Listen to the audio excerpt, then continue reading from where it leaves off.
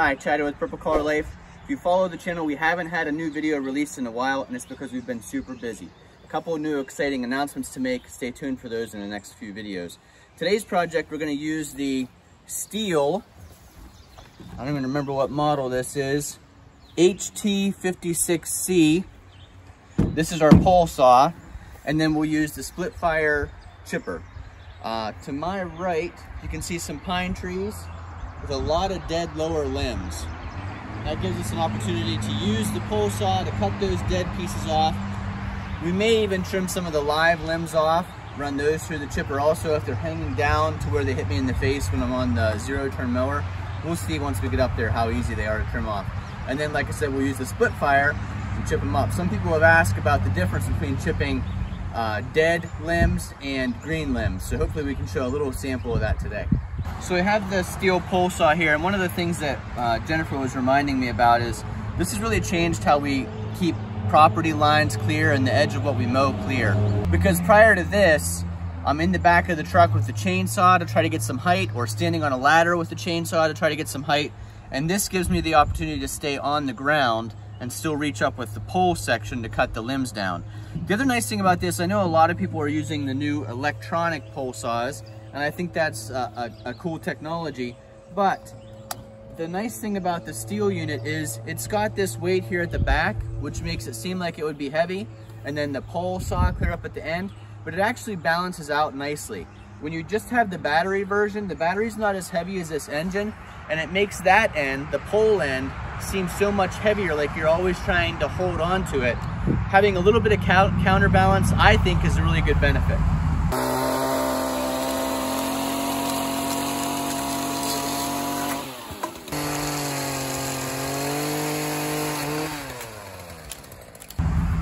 So we go ahead and put this together and show how easy it is.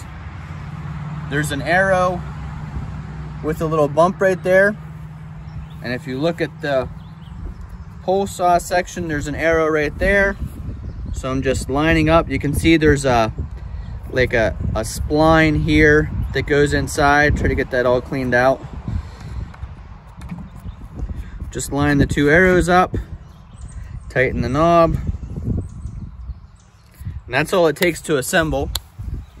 This side does take bar and chain oil. You can see I'm full, so I'm not going to put any more in it right now.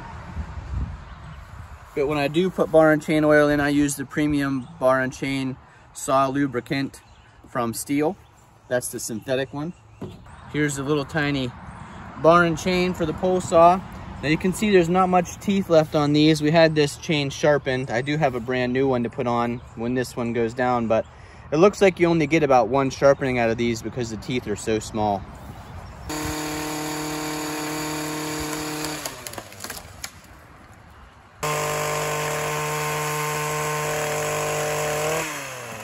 As far as the engine end of it, takes the same exact gas as I use in my Stihl blower and Stihl chainsaw.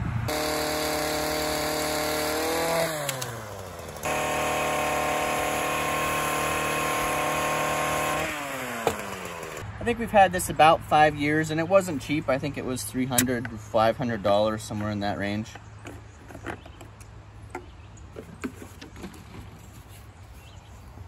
And we actually bought it because up at the cemetery, the limbs would hang down on the entrance and exit road, as well as in the area I was mowing, and the limbs would always hit me in the face on the mower. So this was good to keep those limbs trimmed. And you didn't want to scratch the vehicles up. Right. So here's the primer bulb. Prime it 3 or 4 times. Here's the choke. So here was not choked. There's half choke. There's full choke. Now this has a different pull start system than any of the other machines that I have. It's kind of preloaded compression, so it doesn't feel the same when you're starting it as the weed whacker and the chainsaw do. And it also has an always on button.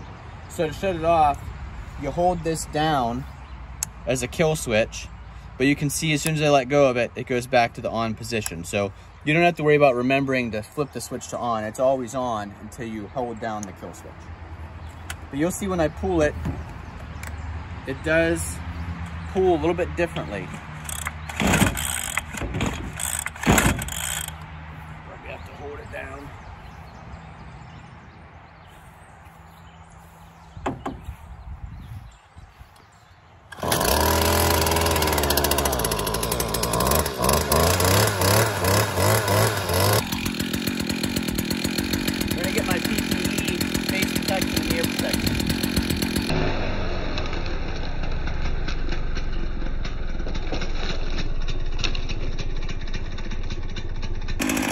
your arm?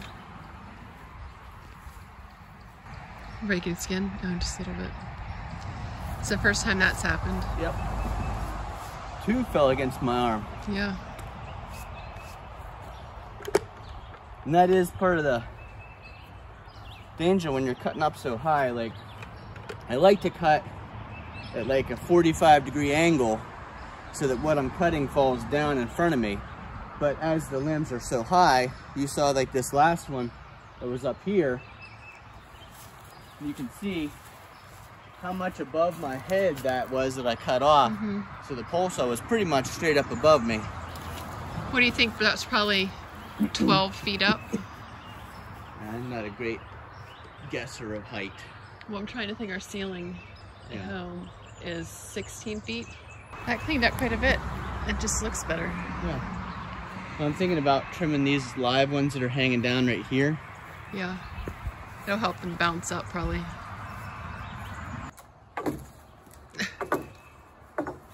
I don't think try to use this to knock that down, but I probably should put it down. Yeah. I don't think that's gonna work. You had to work pretty hard to cut through even though they're dead. You're a goober.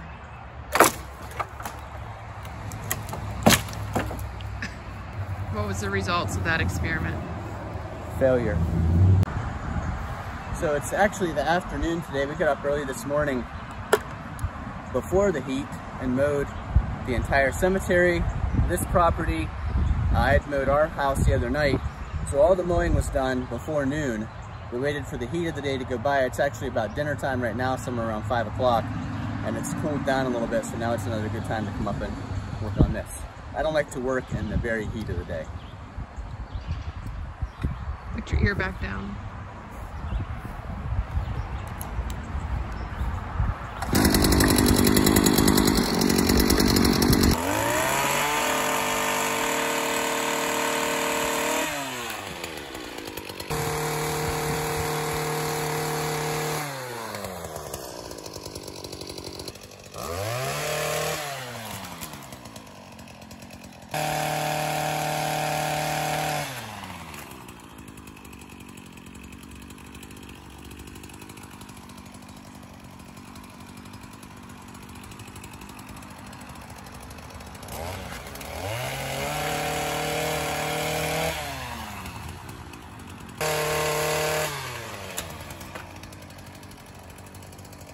Looks really tall from there. So I'd say this tree looks way better now without those dead limbs that were down low. There's 2 other trees right behind the camera. So I'll swivel the camera, cut some of these limbs off, and then I think that's plenty for tonight to chip up. We'll get the chipper out and get going. And it's really hard to show just how huge. I mean, this pine tree is massive. I don't know how tall that is. Big.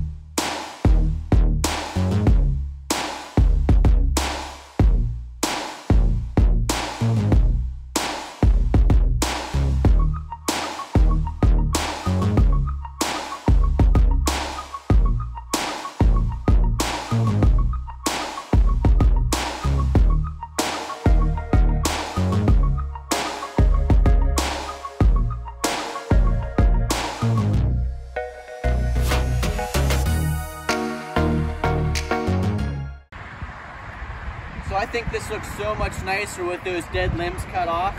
And you know, before we had the chipper, the only option would have been to cut these off, drag them somewhere into the woods, and then they stack up like the pile you saw in a previous video. I'll put a link to that up above. But with big trees like these pine trees where limbs, you know, die over time, it gets to be some pretty good sized piles. So it's awesome to have the split fire chipper. So when you cut these off, you can immediately chip them up and take care of it. Just make mulch for the woods or around a tree. So much better than piling up the big limbs in the woods. Or if you don't have property to do that at. Another advantage is if you don't have woods behind you and you're trimming trees on property where you don't have anywhere to put the limbs, the chipper's a great option for that too. You can chip it right into a little utility trailer, haul it away wherever you need it to, or use it for mulch around plants or other trees in the yard. I've got the split fire 4090 here ready to go. I just need to put some ethanol free gas in it. But look at this stack of limbs. 45 minutes with the Stihl pole saw. All these came off of just those 3 pine trees. So quite a bit of work done in 45 minutes. Now we'll see how long it takes the split fire chipper to chip those all up and throw the sawdust in the woods. So you've seen a previous video or two about this split fire 4090, and it's been a really great machine. And I've said in the previous videos about how much I like this Honda engine, but I'm going to say it one more time. I've never had anything before with the Honda small engine other than like the engine in the four-wheeler. But this small engine Honda, and again this is the GXV 390 overhead valve engine, is really remarkable. It starts easy, it runs nice and smooth. The chipper itself is fairly loud, that's why you always want to have the right PPE ear protection, but the engine doesn't seem super loud. So impressed with that Honda engine. I'd like to see us find other equipment that has a Honda engine on it. I was talking to Jennifer about maybe the next push mower we have has a Honda engine, or if we get a log splitter, we want to make sure that it probably has a Honda engine on it. The other thing Jennifer was mentioning is you'd think right now would be a great time for us to be cutting some firewood, preparing for winter, but we're so busy with mowing and taking care of the properties that we take care of that there's really not much time right now to be cutting firewood. I'm glad I have that big stack of rounds ready to split, so when we get a log splitter, we'll be able to split those up, and that'll be the start of our winter wood supply.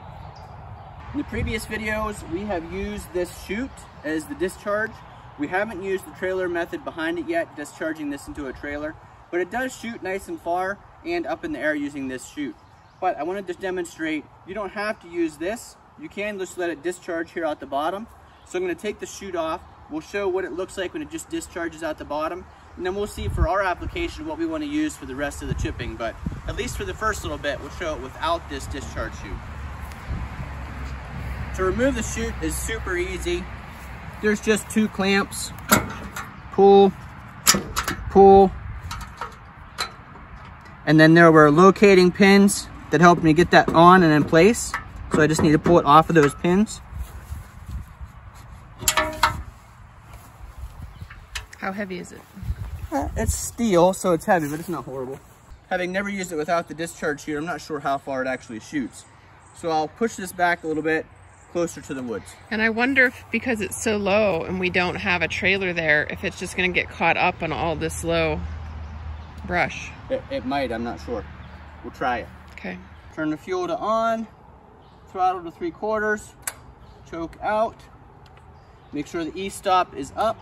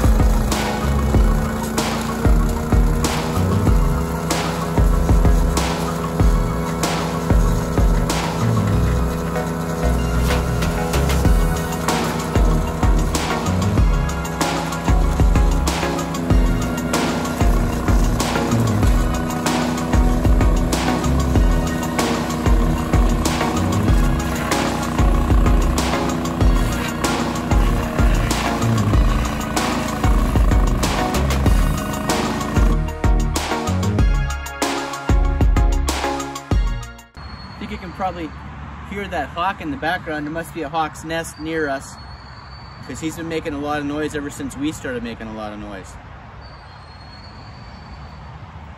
Not a happy camper.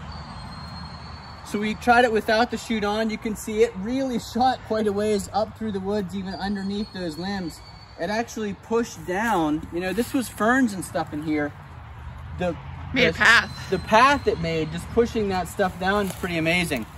We did notice though, if it comes out and hits stuff, it will come back towards the machine. So we're gonna put that chute back on it so that it shoots a little bit further in the woods, doesn't hit this stuff down low. Probably if we were up against the base of a tree or somewhere that we were mulching around the tree, it might be okay to mulch like this. But I think for most of the time that we're using it, we'd prefer to have the chute on it. So I'll go ahead and put the chute back on now. Hopefully that hawk doesn't attack us. At least you've got protective gear on. Yeah. So you just line the locating pins up with the holes in the chute, push it on, clamp, same on the other side. It's a pretty easy system. It's a great system. We'll go ahead and start it back up. If you didn't watch the other videos, go ahead and check those out. But I said in those videos, never start it up with stuff in here. So the hopper is totally empty at this point. You never want to start it with anything in the hopper. You can see down in there to the blades were empty. We do have quite a pile here left. Some of these will be tricky because they're really long. And then ones like this, we have a big Y on them and a side chute. These don't feed down in very well because the side chute hangs up on the edge of the hopper, doesn't let it gravity feed down in. So I'll either try to break these off before I put it in or grab the pole saw and just cut these edges off.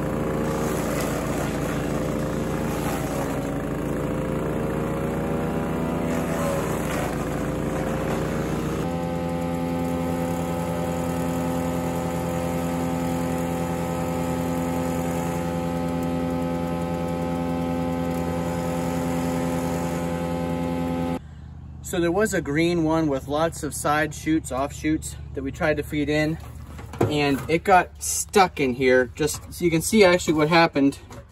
This side is up against the side of the hopper and not letting this piece go down in any further.